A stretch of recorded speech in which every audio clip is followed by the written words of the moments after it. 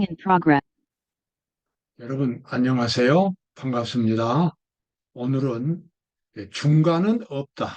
이러한 제목으로 우리 하나님의 말씀을 보도록 하겠습니다. 중간이 없다. 양쪽에 서로 전쟁이 있다면 중간은 있을 수가 없습니다. 국가 간에 전쟁이 일어난다면 중간에 있는 사람이 가장 위험합니다. 하나님과 사탄 사이에 대전쟁이 진행되는 가운데서 죄인들이 구원을 받습니다. 하나님과 사탄 사이의 전쟁, 이 이야기는 선악간의 대투쟁이 되고 성경의 중요한 주제가 됩니다. 그래서 우리가 성경을 펼쳐보면 어느 부분에 가든지 항상 거기에는 전쟁 이야기가 있습니다. 죄인이 구원을 받으려면 반드시 악과 싸워야 하고, 그리고 사탄과의 전쟁에서 반드시 이겨야 합니다. 하나님께서는 하나님의 백성들이 승리할 수 있도록 모든 준비를 다 해놓으셨습니다. 자, 이와 같은 입장에서 중간은 없는 것입니다. 죄인이 하나님의 구원을 온전히 받으려면 전적으로 하나님 편에 서서 악과 싸워야 하고 사탄과 대결을 해야 합니다. 이러한 입장을 성도들이 분명히 가져야 합니다. 오늘 이러한 말씀들을 우리 성경을 통해서 한번 살펴보도록 하겠습니다. 베드로후서 3장에 보면 이 세상의 마지막에 대한 베드로의 아주 중요한 권면이 나옵니다. 그러나 주의 날이 도적같이 오리니 그날에는 하늘이 큰 소리로 떠나가고 체질이 뜨거운 불에 풀어지고 땅과 그 중에 있는 모든 일이 드러나리로다. 마지막 때의 이 세상은 불로 멸망하게 되겠습니다. 과거 노아 시대에는 홍수로 멸망을 했듯이 이제는 불바다가 되어서 이 세상의 모든 것들이 다 태워지게 됩니다.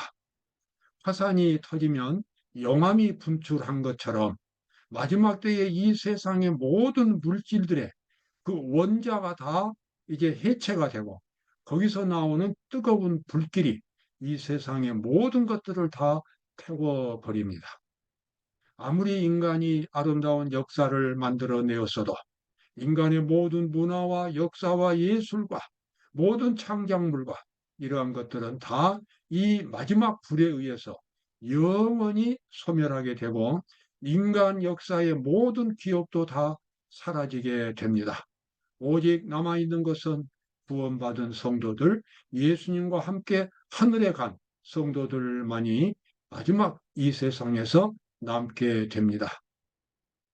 우리 주변에서 시대의 징조들이 성취되고 있는 바로 이때에 1월 성신이 그 사명을 이루는 발걸음 소리가 우리에게 들려오는 이때에 지성인들과 책임 있는 지위에 있는 자들이 썩은 제목, 곧 하나님의 날에 불에 사루어질 재료로 자신의 품성을 건설하고 있을 것이다.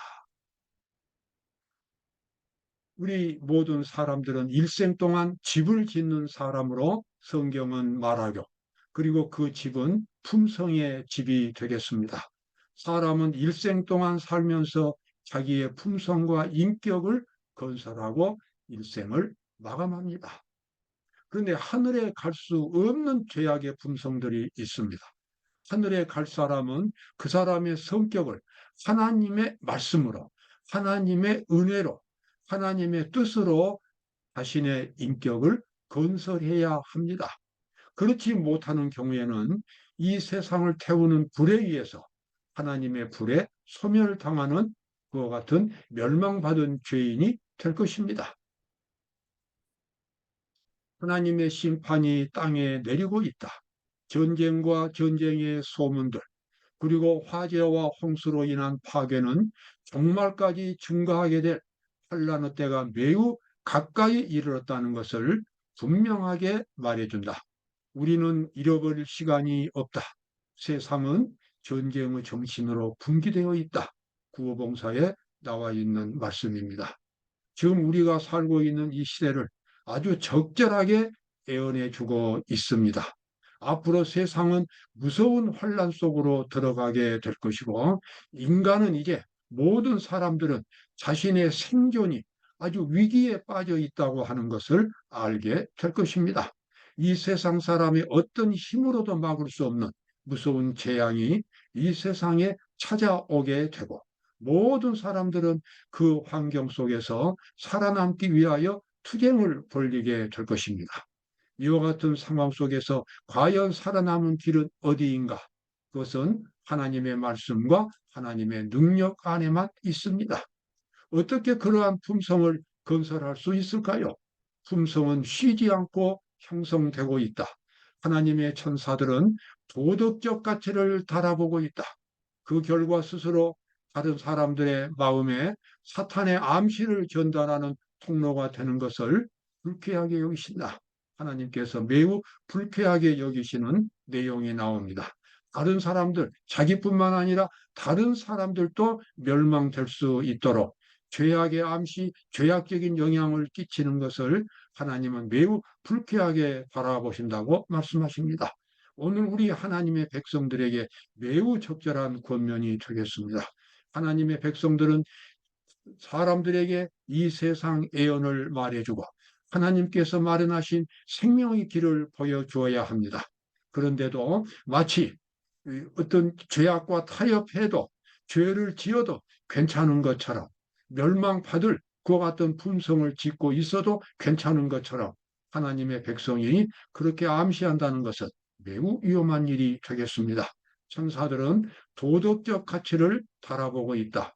우리가 천국에 가서 영원히 살려면 우리는 참으로 훌륭한 아주 거룩한 품성과 인격을 가져야 합니다.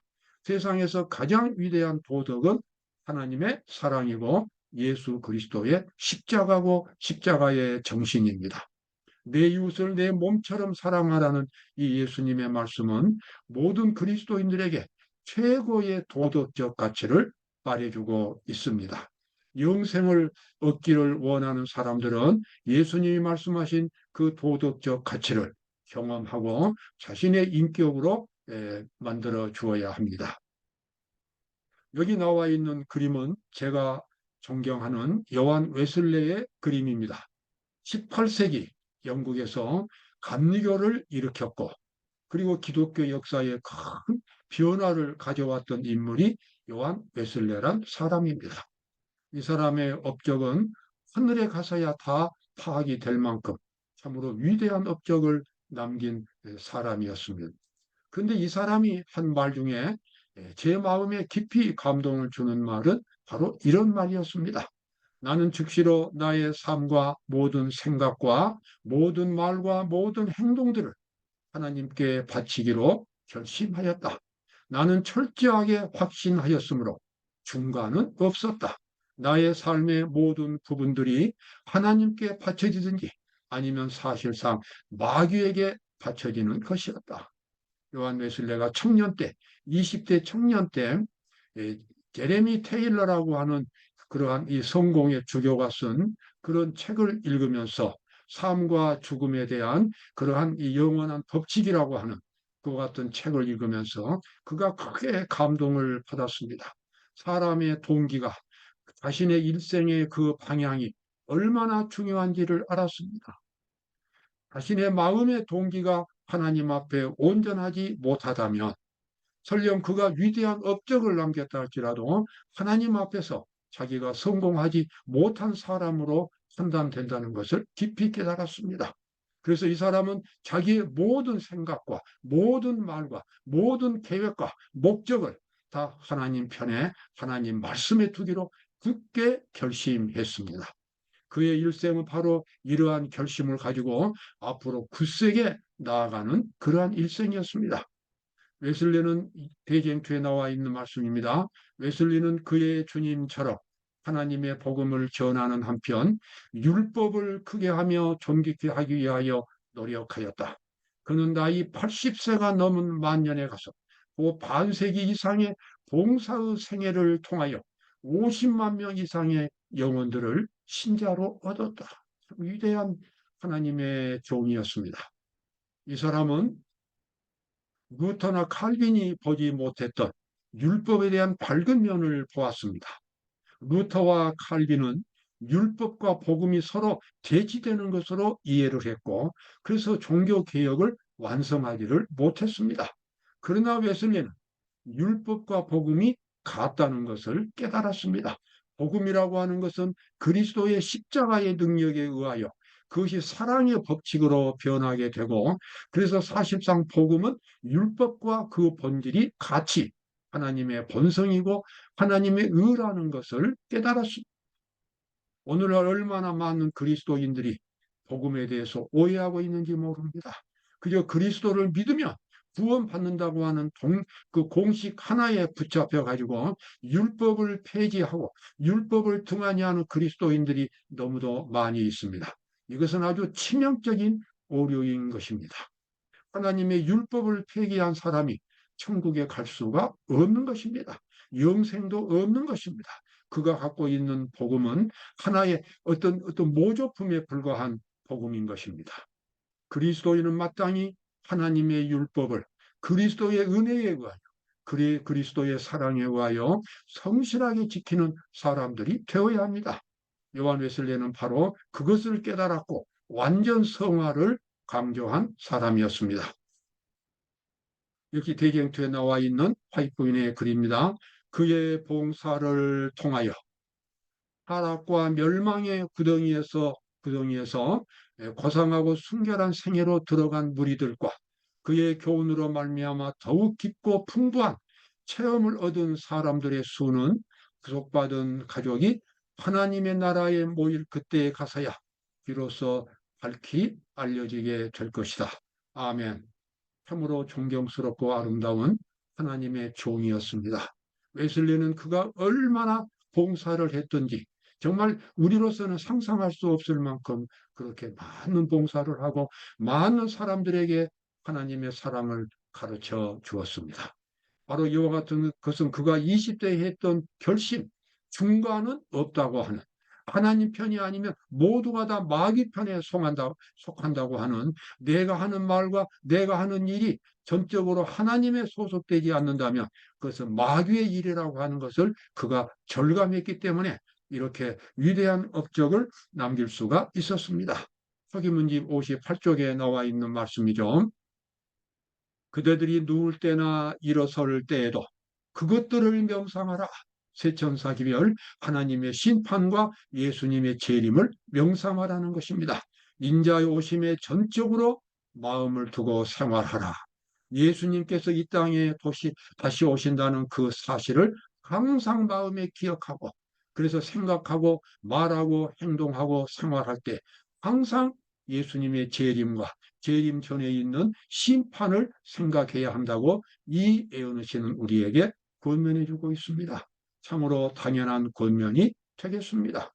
하나님의 백성들이라면 거룩한 하나님의 말씀과 하나님의 윤리를 끊임없이 생각해야 할 것입니다. 우리는 그리스도에 대한 새로운 계시, 곧 그분의 교훈과 일치되는 매일의 경험이 끊임없이 요구된다. 우리는 고상하고 거룩한 경지에 도달할 수 있다. 지식과 덕행에 있어서 끊임없는 향상이 우리에 대한 하나님의 목적이다. 아멘. 그렇습니다. 우리는 어제보다는 오늘 더 높은 차원에서 하나님의 은혜를 경험하고 사람들에게 하나님을 증거할 수 있습니다. 우리는 매일매일 새롭게 하나님을 만나고 새로운 계시를 받을 수 있습니다. 우리는 하나님의 형상을 향하여 끊임없이 성장하고 발달할 수 있게 됩니다. 이것이 우리를 창조하신 하나님의 목적이라고 이 애언시는 말하고 있습니다. 우리의 형상이 하나님의 모습으로 변화되고 성장되는 것은 이 세상에서뿐만 아니라 하늘에 가서도 우리는 끊임없이 더 높은 차원으로 성장하게 될 것입니다. 여기 하나님의 종들, 하나님을 믿는 사람들이 가져야 할 헌신의 자세가 나옵니다. 그들의 정신과 마음은 그리스도의 영으로 너무도 철저하게 감화되고 그들이 전해야 할 거룩한 기별에 너무도 엄숙해진 나머지 모든 생각과 모든 행동과 모든 동기가 세속적이요 유격적인 것에서 초월할 수밖에 없어야 한다. 정말 너무나 하나님의 사랑에 감동되었기 때문에 하나님의 위대하신 그 꿈에 너무도 감동되었기 때문에 이 세상적인 것, 그 어떤 부패 상황에서도 거기에 오염되지 않고 초월할 수 있다고 하는 그러한 하나님의 약속의 말씀이 여기 보여지고 있습니다.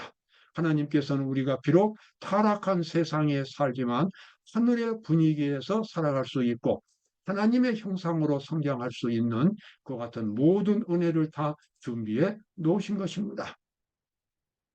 우리에게 구름같이 둘러싼 허다한 증인들이 있으니 모든 무거운 것과 얽매이기 쉬운 죄를 벗어버리고 인내로서 우리 앞에 당한 경주를 경주하며 믿음의 주요 온전케 하시는 이인 예수를 바라보자. 아멘. 우리에게 구름같이 둘러싼 허다한 증인들이 있다고 말합니다. 증인은 바로 바라보고 있는 사람들입니다. 바라보고 있는 사람들.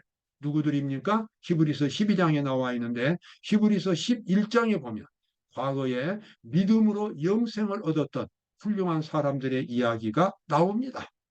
그러나 증인들은 그런 사람들만 있는 것이 아닙니다.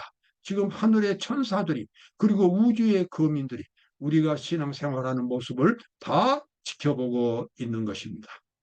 여러분 운동장에서 운동하는 선수들 그리고 스타디움에는 수많은 관중들이 바라보고 있는데 그 선수들이 어떻게 운동합니까? 그야말로 죽을 힘을 다하여 운동합니다. 골 하나를 넣기 위하여 축구 선수가 얼마나 갖은 노력을 다하는지 청중들은 그것을 보고 있는 것입니다. 청중들이 보고 있는데 적당한 선에서 하다가 만다면 적당히 자기 기능을 100% 발휘하지 않고 그저 80%만 발휘한다면 청중들은 그 관중들은 실망하게 될 것입니다. 여러분 지금 우리가 하는 신앙생활이 바로 그렇습니다. 우리에게 구름같이 둘러싼 허다한 증인들이 우리를 바라보고 있습니다. 그래서 무거운 것과 얽매이기 쉬운 죄, 그저 사소한 것들, 안 해도 무방한 것들, 그리고 조금 이 죄를 짓는 것들, 하나님의 뜻에 맞지 않는 것들, 이러한 죄의 습관들, 이러한 것들을 만약에 그것을 끼고 운동을 한다면 얼마나 그것은 불편하겠습니까? 그러한 것들을 다 벗어버리고 정말 하나님이 주신 그 영원하고 거룩한 목표를 향하여 용감하게 힘있게 달려가자고 이 말씀은 우리에게 권면하고 있습니다. 여러분 그렇습니다. 오늘도 복된 하루가 되시기를 바라겠습니다. 감사합니다.